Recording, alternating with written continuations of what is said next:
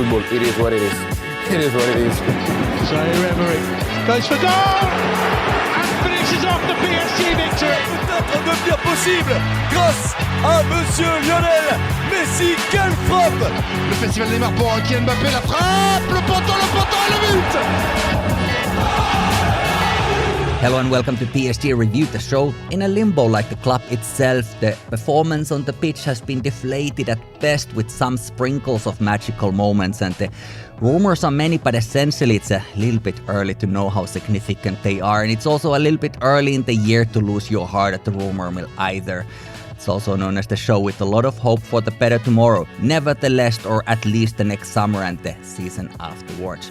My name is Mikko, great to have you with me. You can find and follow me online at PSG Helsinki on Twitter and Instagram, and email me directly psghelsinki@gmail.com. Rate, review, share, subscribe, all that is very helpful as always, and I'm very happy because in the first year and a little bit, this show has had listeners now from 105 different countries around the world, on all continents barring Antarctica, of course, and the new ones are coming along all the time. So for me, that's very special because that's the kind of stuff I'm quite interested in anyway. So I'm certainly full of gratitude to have a very diverse group of you listening, hopefully enjoying this show in all corners of the world. Not that there are corners, but you know what I mean. But let's get into the topics at hand. PSG travelled to Angers to play against the Ligue 1 bottom club, who's been having a miserable season with only 14 points to their name total this season, and the relegation seems fairly certain, if not quite yet mathematically inevitable. Other results from last round saved them a little bit, but it's not looking great, and this match was last weekend. I didn't record an episode directly after that, and I'm hardly getting into it in any more detail than saying that PSG scored two brilliant goals, both chances created by Messi, even if Juan Bernat got the assist for the first one, and both goals were scored by Kylian Mbappé, whose total in Ligue 1 this season is now 22 goals, and he's currently the top scorer, although a handful of players very much on striking distance, closest ones being Jonathan David of Lille and Alexandre Lacazette of Lyon, who are only 1 and 2 goals behind him. So if he wants to be crowned the top scorer again, he will have to stay very vigilant, and I imagine that is something that he does want to achieve. Messi himself has 15 goals and 15 assists, which of course is great numbers for him. He's the leading assist provider and the most goal contributions combined all together at the moment in Ligue 1. And here's a fun fact, just to remind you how good the early part of the season was. Neymar is number 2 in Ligue 1 assists this season. It's pretty impressive with the injury and all. Mbappe has, of course, many more goals in all competitions. 5 from Coupe de France, which all came from the same match, and 7 in Champions League, and then add the national team goals, including being the top scorer in the World Cup during December with 8 goals, and 3 of those, of course, came in the final. So he's not having an awful season at all. Of course, Messi had a great World Cup, also winning the whole thing. I say that before someone gets upset at me for not loving him as much as they do. That's life for now, but perhaps not for much longer. Who knows? But I have digressed very far from the Angers match. Yes, 2 beautiful goals, mainly crafted by 2 players you'd most expect to do such thing, but an awful match otherwise. And should Angers had a little bit better finishing, they could have been even winning this match. You know, they did get a goal in the second half, and PSG was very poor, especially then. It's not a great time to watch this team, and I'm not sure I can even remember when they gave us good, solid 90 minutes at one go. I guess it's enough to win the match if you can win it and take care of the business, handle the matter in 10 minutes. That's also fine, but watching the second half, I think I felt least engaged with this team and what they do in a very, very long time. And leading up to this match, it wasn't great either, but we did make the bottom of the table club look like they were competing for the title itself. It's quite grim stuff, to be honest, but 3 points are 3 points. You have to take them, and we needed them because both Lens and Marseille also won their matches last weekend. One more emphatically than the other, who got their points through a somewhat shambolic own goal in the dying moments of the Olympico, but it's not like we're in a great position of moral authority to point finger after the display in Angers. So top of the table remains the same, but of course now only 6 matches to be played, and Lens and OM will still play each other, so whatever happens there when they play against each other, that will either knock one of them further from the title race or compromise a bit of both. I mean, I'm saying title race technically with 8-point lead with 6 matches to go. You have to acknowledge that we aren't awfully far away from the title, the 11th title, especially with the diary as it is, us playing against teams that on paper we should beat fairly easily. But then having suffered through the second half of the Angers match, I will not celebrate one moment before I see that the club hasn't imploded somehow. The only team that can beat us is us, but recently we've been pushing the envelope on that department quite far. Of course, I expect a professional, even if not necessarily very exciting end of the season, and hopefully there's nothing really to worry about.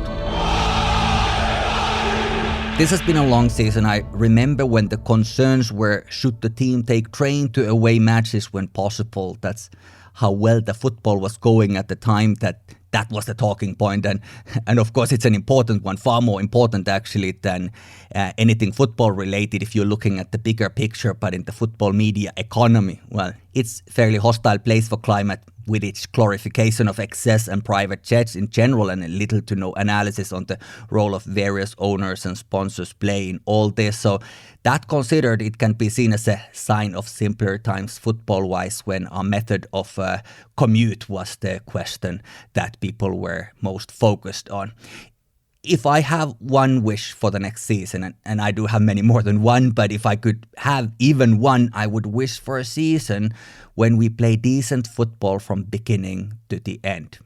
I understand, of course, there's a match that is not going so well here and there. Now and again, there's an off night, but it's okay as long as it's not a off half a season.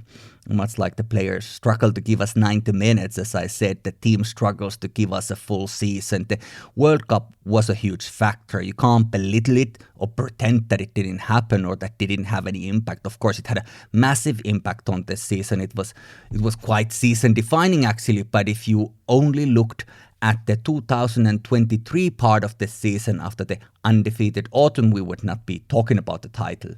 PSG is neither the best home nor the away team this season in Ligue 1. We have conceded 31 goals in Ligue 1, which is as many as Marseille and 6 more than Lens.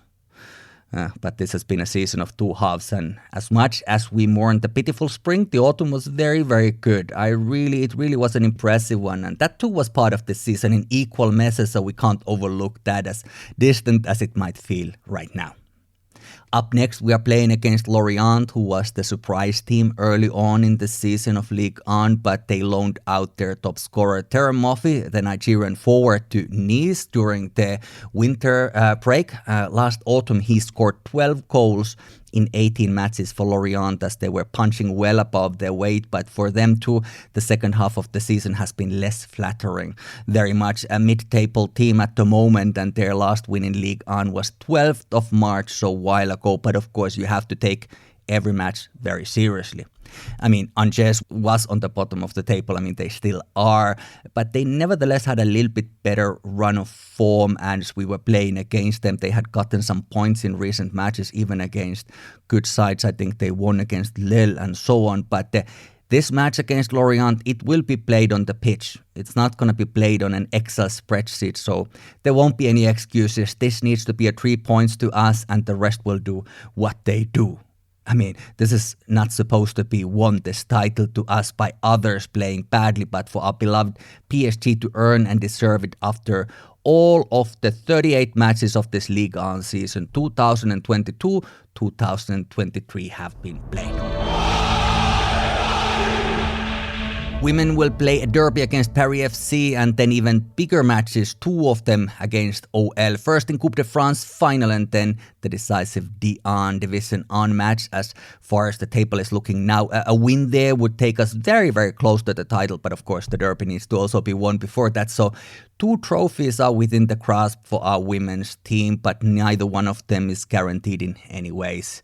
I mean, whatever in this world is guaranteed beyond the eventual end of this experience, but there's every chance for these trophies, and winning 1 would be good. Winning 2 would be great. Actually, it would be really, really great.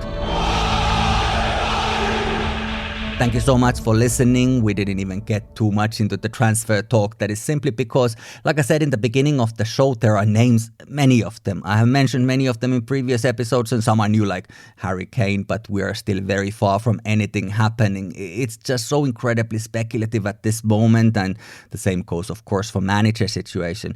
It would appear that Galtier has slim to no chance of continuing his work in Paris, but who will it be? Again, there are names, but we don't know. We also don't know about Messi, although his renewal seems unlikely, and Ramos could go either way. We don't know. Some even suggest that Neymar could be sold, or rather that someone under these circumstances would buy him, but I doubt that it will happen. I mean, it could, but it seems like a complicated process with injuries and salary. And also, I would say that if finances allow, I would not mind seeing him in Paris next season, and hopefully this recent surgery has made him a little bit more durable on the pitch, but he is a player that certainly seems to love PSG for whatever that is worth, and I think that is worth quite a lot actually. Campos seems unlikely to stay, but instead of taking a step back, it seems that Doha will be at least as involved as they have been before. Well, at least it seems that possibly, potentially, and certainly hopefully the focus is going to be on the type of players this club needs to perform on the pitch, because this is now, this summer, the last mercato, the last transfer window, the one that is coming to convince Kylian Mbappe to accept his optional season with us beyond the next season. Otherwise, we could lose him for free the summer after this next one, and if we continue as we have done for the past couple of years, who could even blame him? So a lot is on the line in the months to come. Hey, thanks for listening. Share, rate, review, and join me next time when we talk about something new. I hope so, but who can even guess what that could be? My name is Mikko. Take care, and until we speak again, peace.